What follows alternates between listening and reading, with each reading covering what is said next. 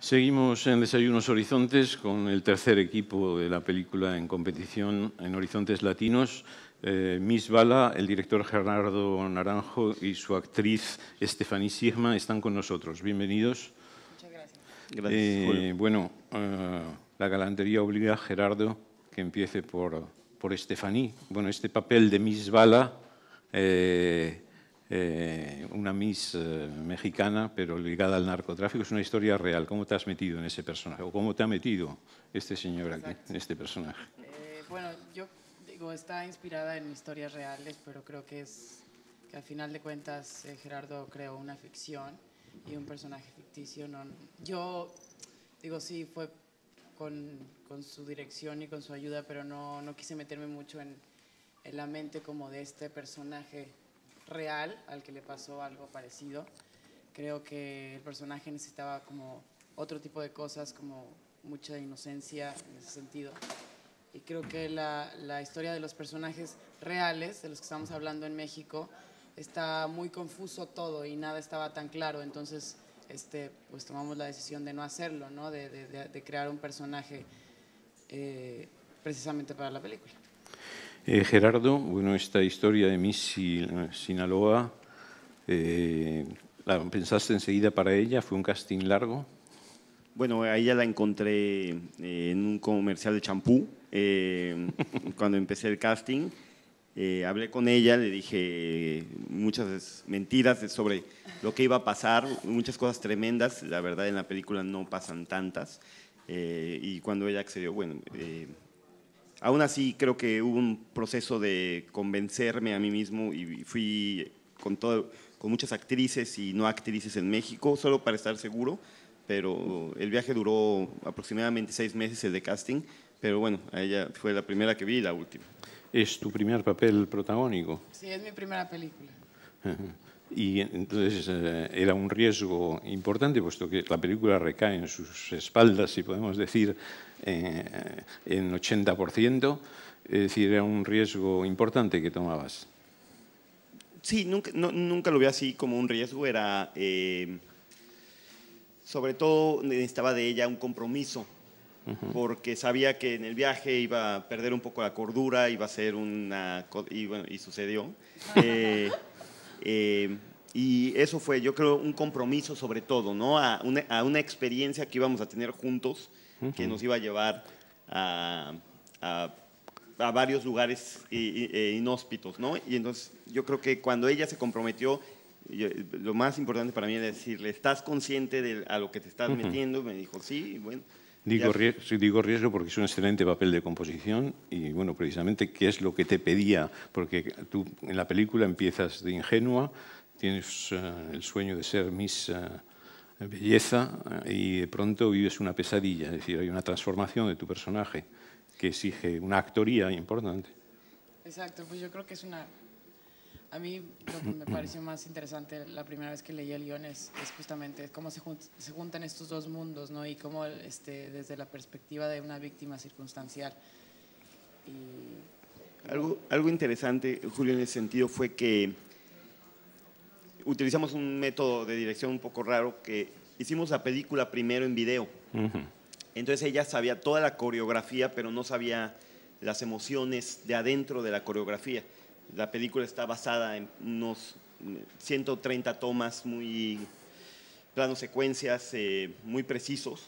Entonces fue muy importante que ella sabía su coreografía, pero no sabía las emociones. Y luego ya trajimos al otro cuate, al malo, el de las armas, el criminal, y él no sabía nada de cómo iban a ser las escenas. Entonces él le metió mucha veracidad a los momentos. Ellos no se caían muy bien al principio, o ella no le gustaba a él particularmente en el casting. Entonces, cuando nos dimos cuenta de eso, fue muy importante separarlos. Y este cuate, pues bueno, lo que él hacía era aterrorizarla y tratar de que el momento fuera lo más verdadero posible. Y ella, bueno, ya sabía la coreografía, entonces como que el terror era parte lo que él ponía de veracidad y ella traía un poco el ritmo interno de las tomas. Pero hay que decir que es muy diferente lo que le has pedido al cuate malvado y lo que le has pedido a ella, puesto que no has querido insistir en la psicología de los gángsters. Era muy importante no hacer un approach psicológico. Yo considero como director que no es mi trabajo decirles qué piensan o decirles, más bien creo que mi trabajo es dar una situación y ponerlos en ese momento, que se sienta y bueno, ya su sensibilidad les dirá para dónde jalar. Yo siento que es algo que aprovecho mucho y que disfruto mucho ver las decisiones personales de cada actor y creo que es algo que no me gustaría yo meterme en eso, ¿no? Estefanía, ¿cómo viviste tú ese doble trabajo en vídeo? Es decir, es toda una escenificación y luego rodar. Bueno, el de video fue realmente muy chistoso porque no había armas y no había nada, entonces era como escobas o la silla era un edificio, no era todo así, pero era en 4 días, entonces fue muy pesado, fue realmente muy pesado y fue ahí cuando me di cuenta cómo iba a ser la filmación, ¿no? Que iba a ser así, pero 2 meses y medio. Era un ensayo general. Exacto, como en las verdaderas condiciones. Y, con golpes y todo. Sí. Gerardo, bueno, creo que antes de hacer esta película el tema del narcotráfico está muy visitado y deformado en el cine, en la televisión. Hay narcocorridos también en México. Tú querías hacer una película de un punto de vista bastante original, es decir, que saliera un poco de esos senderos trillados. Pues sí, he estado muy indignado en cómo los medios tratan el crimen organizado. Me parecía que había un espacio para una sensibilidad. Me parecía que todo estaba visto desde el punto de vista de los criminales. Siempre estaba la historia de iniciación, donde alguien pobre, su hijo tiene leucemia, no tiene dinero para medicinas, entonces se mete al crimen organizado y compra medicinas a través de convertirse en un criminal, lo cual me parece una aproximación bastante, pues, por decirlo elegantemente, tonta, ¿no? Entonces, bueno, creí que había otra manera de ver el fenómeno y de escarbar un poco en el concepto, en el prejuicio de que los criminales mexicanos están rodeados de viejas, de camionetas, de cadenas y que se la pasan a la Scarface, grandes momentos, o sea, que es una fiesta eterna, ¿no? Y me parecía como chistoso que en los medios se sigue apoyando esta idea de que es algo como aspiracional. Entonces, bueno, dije, yo creo que estaría bueno hacer una película donde el crimen se refleje como yo lo veo, que es algo patético, gris, lleno de ignorancia. Bueno, esa era la intención, yo no sé lo que se ha logrado, pero el chiste era hacer a los criminales mexicanos resentidos. No tanto, creo que se maneja mucho en México en las noticias la idea del mexicano bueno y el mexicano malo.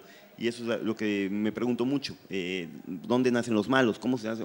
Yo creo que es sobre todo más bien un país que no ofrece oportunidades iguales. Y entonces hablar más de ese tipo de... ¿Se ha estrenado en México? ¿Qué acogida ha tenido ya? Bueno, desde que empezamos el proyecto ha sido muy controversial. De hecho, la filmamos con otro nombre para tratar de navegar estas aguas. Hay mucha gente que ha apoyado, va muy bien en taquilla, pero también al mismo tiempo hay gran parte de la población que cree que la película es una traición al país. Estamos hablando mal, estamos lavando la ropa sucia fuera de casa. Sabíamos que íbamos a entrar en esa dialéctica y está bien, digo, también recibimos los comentarios negativos con humildad.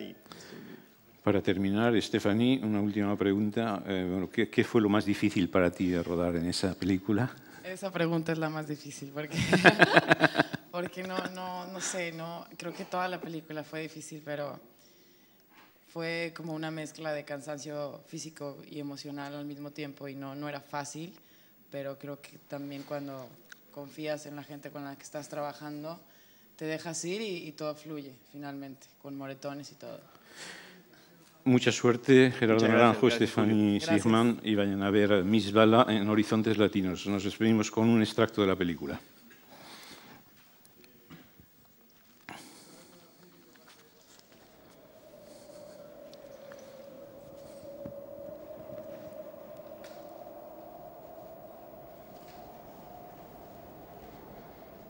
Soy Laura Guerrero, tengo 23 años y mi sueño es representar la belleza de la mujer de mi estado.